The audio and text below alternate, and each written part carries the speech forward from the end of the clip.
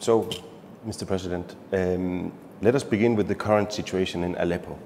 The last few weeks, terrifying pictures has come out from Aleppo. I mean, we see the residents of the rebel-held eastern part of Aleppo in a very dire situation. They seem exhausted, they seem terrified, the situation is very violent. What is the strategy behind launching such fierce attack from the Syrian and Russian army at the moment?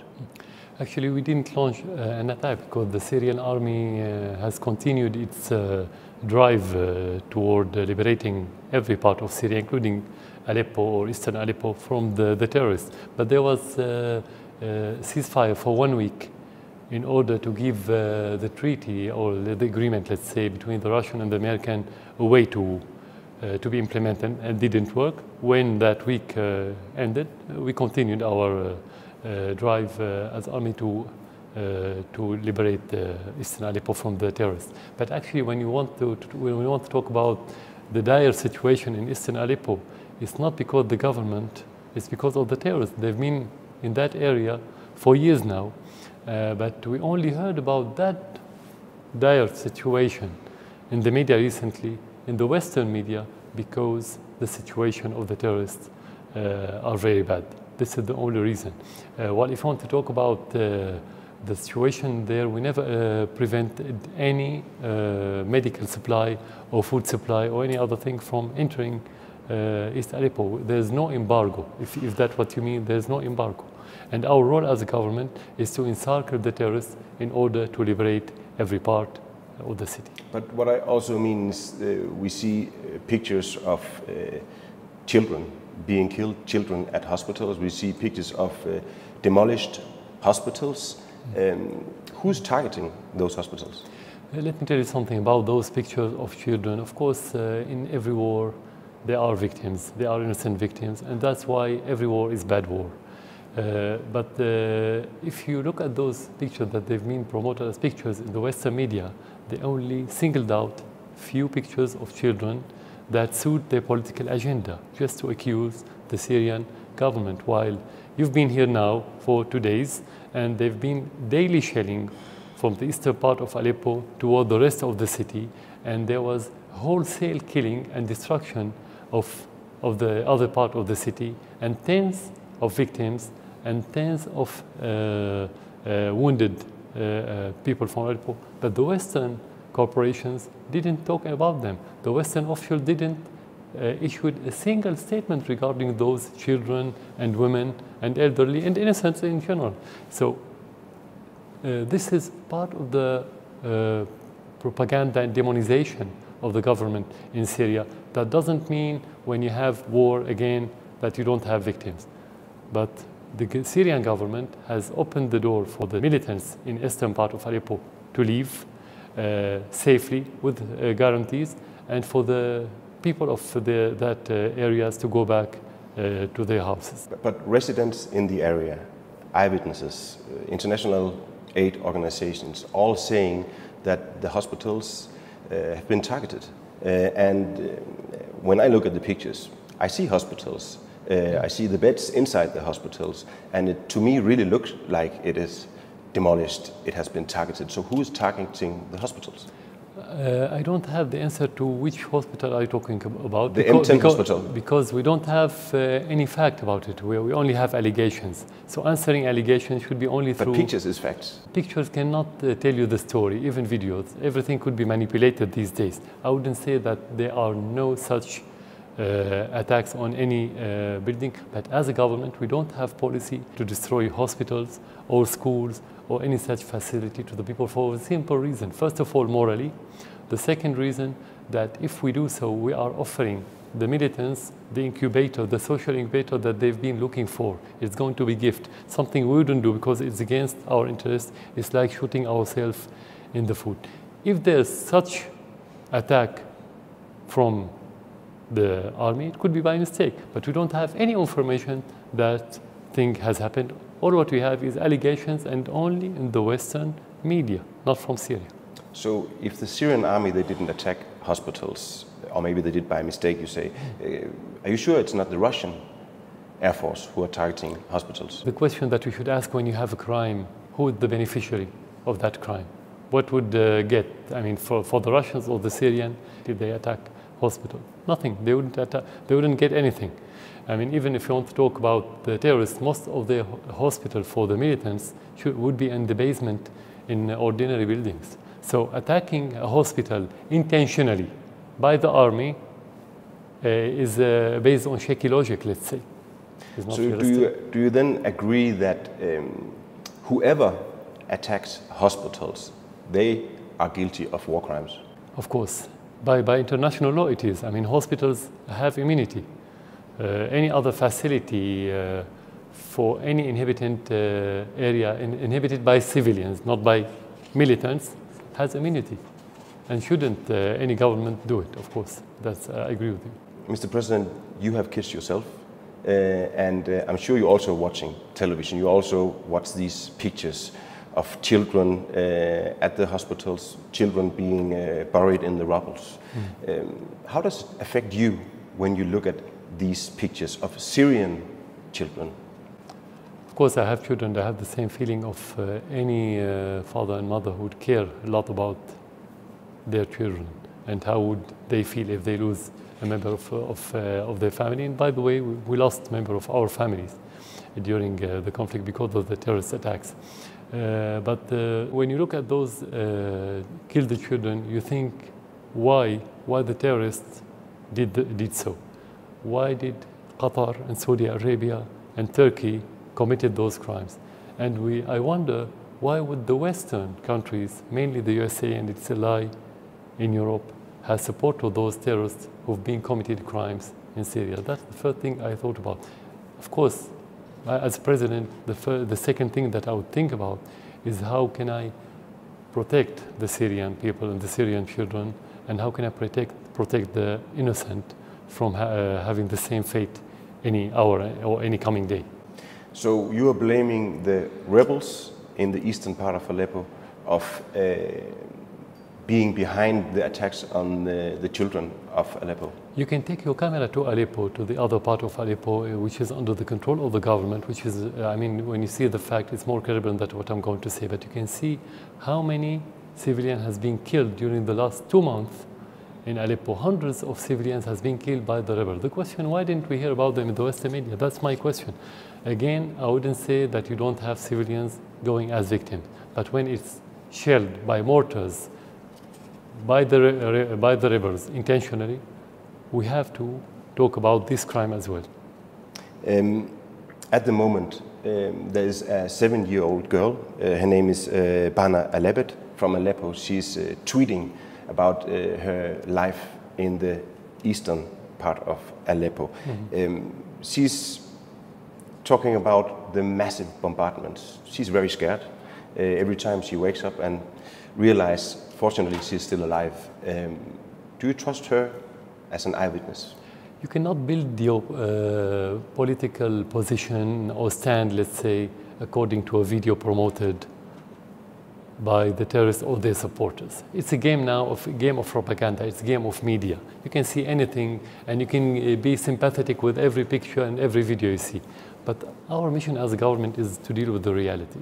You have terrorists in Syria. They are supported by foreign powers and foreign countries, and we have to defend our country. In some areas, the terrorists use the civilians as a human shield, but we have to do our job to liberate them. We cannot say we won't do anything because the terrorists are holding those hostages. It's our mission. Again, we are going to the same point. You always have mistakes that's committed by anyone, but this is not policy, and you always have victims, but they are innocent victims of that war.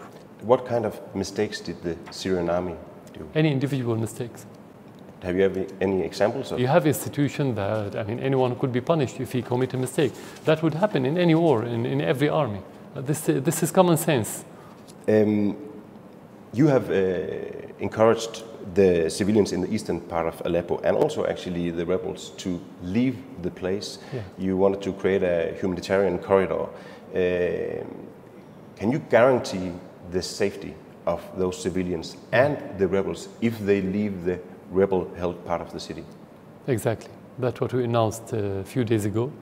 And we announced it 2 months ago because we wanted the civilian to leave away from the terrorists. And how are you going to protect them? They are allowed to leave. It happened many times in many different areas in Syria. We allowed the terrorists to leave that area in order to protect the civilians. We don't need any more bloodletting and bloodshedding. This is one of the ways or the methods we've been using in order to protect the civilians. Of course, if they don't obey, we tell the civilians that we're going to attack that area so they can move away from it. But the best way is to allow the terrorists to leave and the civilian will be safe. Then you can, if you want to follow or chase the terrorists, you can chase them somewhere else where there's no civilians.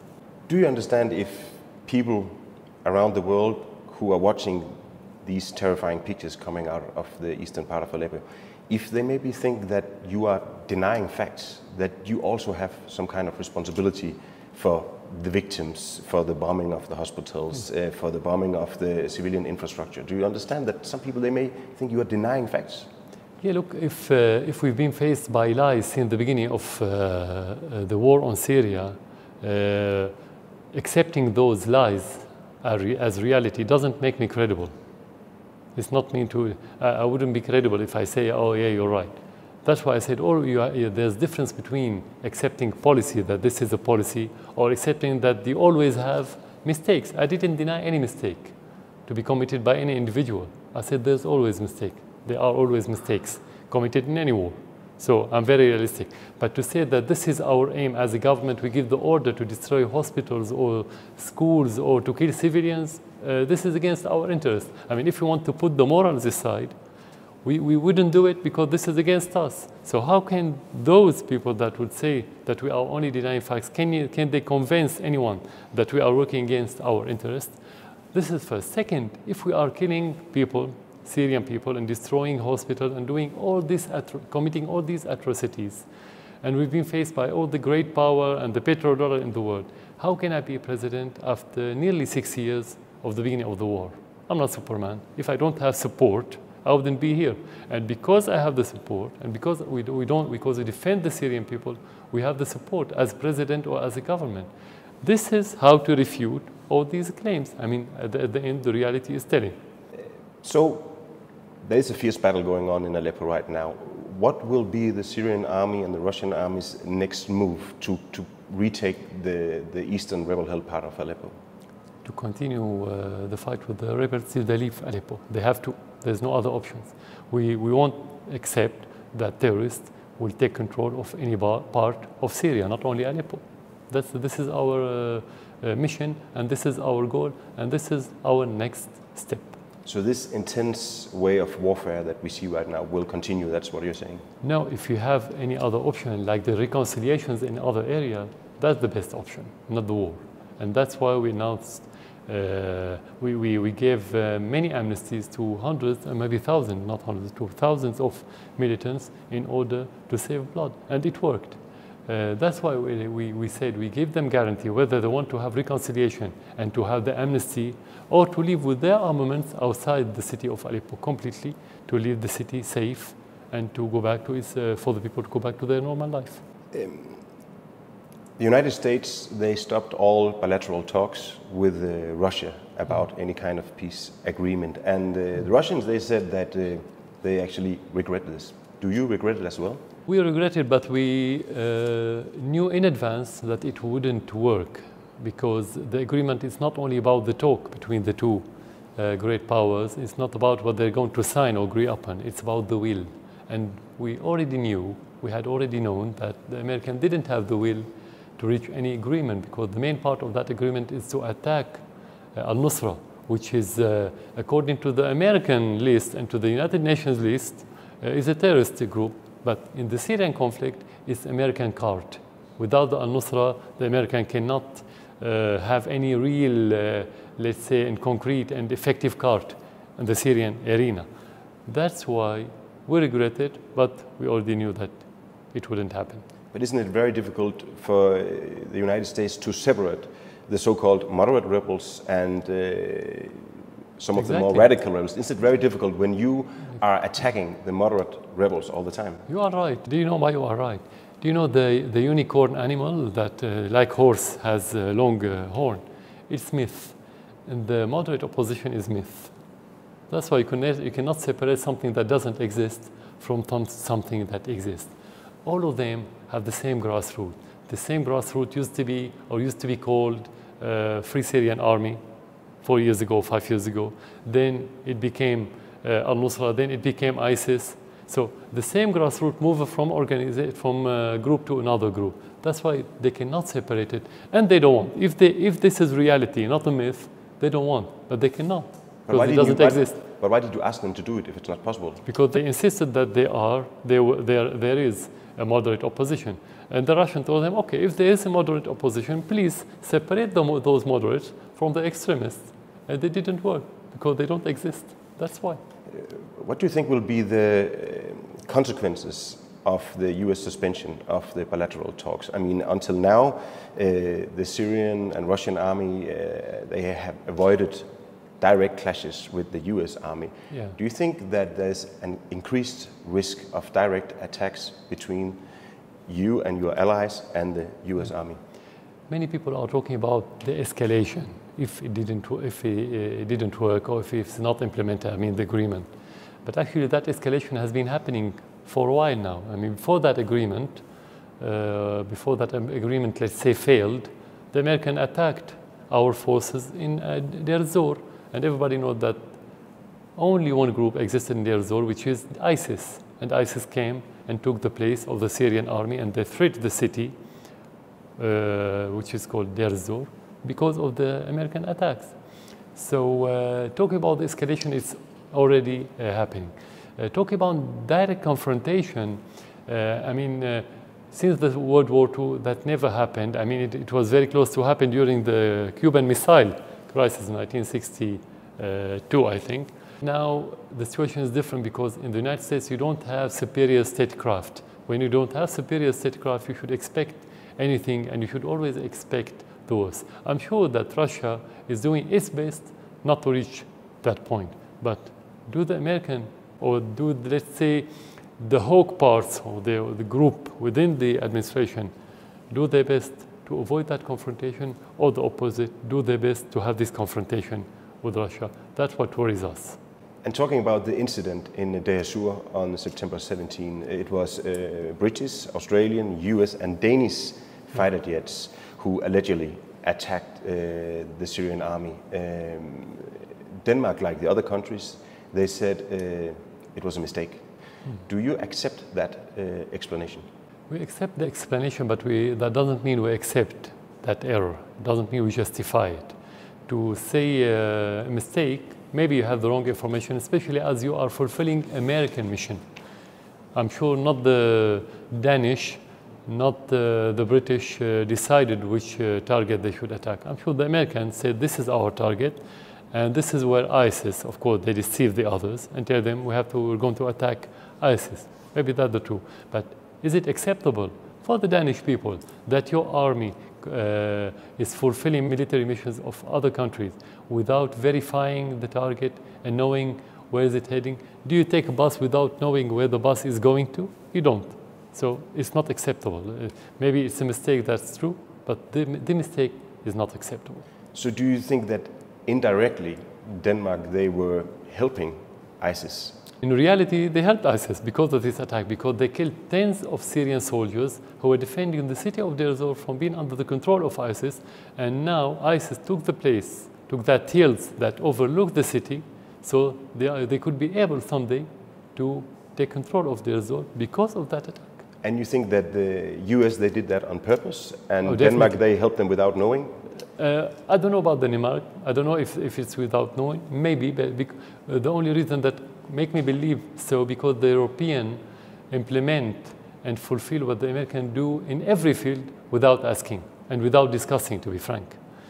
So it could be one of the reasons. But for the Americans, they 100% did it intentionally, because ISIS gathered their militants in the same place before they attacked. And when the attack started, it took about 1 hour. And the next hour, ISIS attacked and took control of those hills. How could ISIS knew about this raid?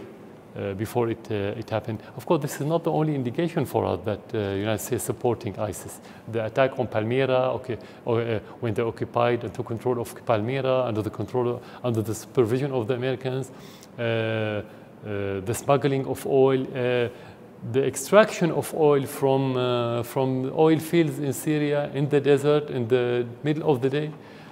This is a good, strong indication that the United States has been supporting ISIS in order to use ISIS. Until now, the Danish government, they have followed the US policy towards Syria. Yeah.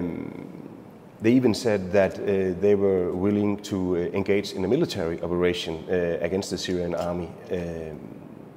What do you think about the Danish policy towards Syria? First of all, the intervention in Syria as part of the international coalition, which is actually an American coalition. This is again the international law. This is again the sovereignty of Syria, because it's not in coordination with the Syrian government. While the Russians came to Syria after taking the permission of the Syrian, actually after having invitation from the Syrian government to support us in our fight against the terror. So this is against the sovereignty, this is against the international law, and this is against any moralized policy anywhere in the world. It's illegal. The other aspect of that policy is the embargo. As part of the European Union, they made embargo on the Syrian population. Tens of millions of Syrians, they're not allowed to reach the basic need of their life. For example, they cannot buy now pumps for the water. They cannot buy medical equipment to diagnose somebody who has a cancer, who would die because he cannot afford these materials. The embargo prevents the Syrian companies, airlines companies, from having spare parts for the airplanes in order to prevent those airplanes from crashing in the air and killing the passengers. This is the policy of the European Union, and Denmark is part of that policy. But what else should they do? I mean, they are very much against what's going on in Syria right now. They have been supporting the opposition. Maybe they don't want to be involved in a direct war with the Syrian army. So what else to do? For the government? Mm-hmm. The question, would you, as a Danish citizen, accept me as a foreigner to support opposition in your country with money and to tell them, go and kill, and that's how you achieve your political goal? If there is opposition, what the definition of opposition? Could you accept opposition in your country that belongs to other country, or should be Danish opposition, belong to the Danish people? They cannot tell which opposition to support in other country. This is intervention in internal matters. This is, again, the sovereignty, again, the international law. They don't have the right to support anyone in Syria against anyone. It's not their business. We are a sovereign country. We are independent. We have the right to tackle our problems. So they're not in a position to support anyone, whether right or wrong. So do you see Denmark as an enemy of Syria? No, they're not. They're not enemy.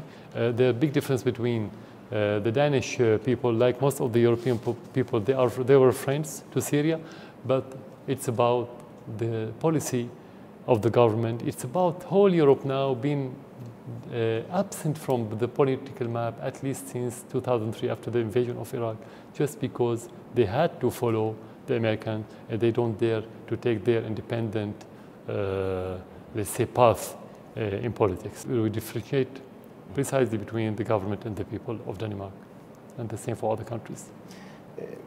If it could speed up the negotiations for a peaceful future in Syria, if you left office and maybe another one from the Syrian administration took over, yeah. Why wouldn't you do that then? To leave, you mean? That depends on the Syrian people. It's not my decision. And if you don't have the support of the Syrian people, you have to leave right away, because without the support, you cannot achieve anything. You cannot produce anything. You're going to fail. So that's simply the reason. Especially during the war, you have to lead the ship to the shore. You don't run away because there's a war, unless the Syrian people want you to leave. If I'm the problem, again, or the other point, let's say, or other side of the story, if I'm the reason of the war, I would leave. But it's not about me. I'm just used as a nominal reason. It's much bigger than that. It's about Syria, it's about the government, it's about the independence, it's about the war on the regional level, it's about the war between the great powers. Syria is just the headline, and the president is the main headline. So you don't think that you are one of the reasons for the war?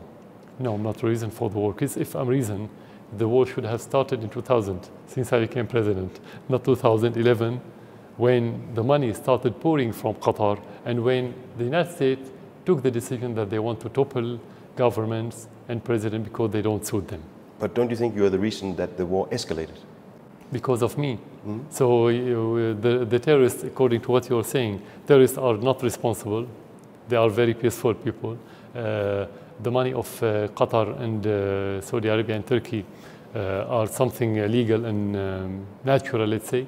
And the agenda of the United States fulfilled the needs of the Syrian people, which is not realistic. Mr. President, you have said many times that you will continue the fight until you have recaptured the whole country. Is that still your approach to this crisis? No, it's not my approach. It's my mission according to the Constitution. It's the mission of the army according to the Constitution. It's the mission of the state institutions according to the Constitution. It's not an option. It's not a personal opinion.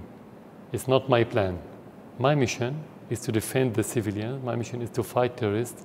My mission is to take control of every part of my country. You don't take part of your country as a state. You don't say it's enough for me to have half the country or so.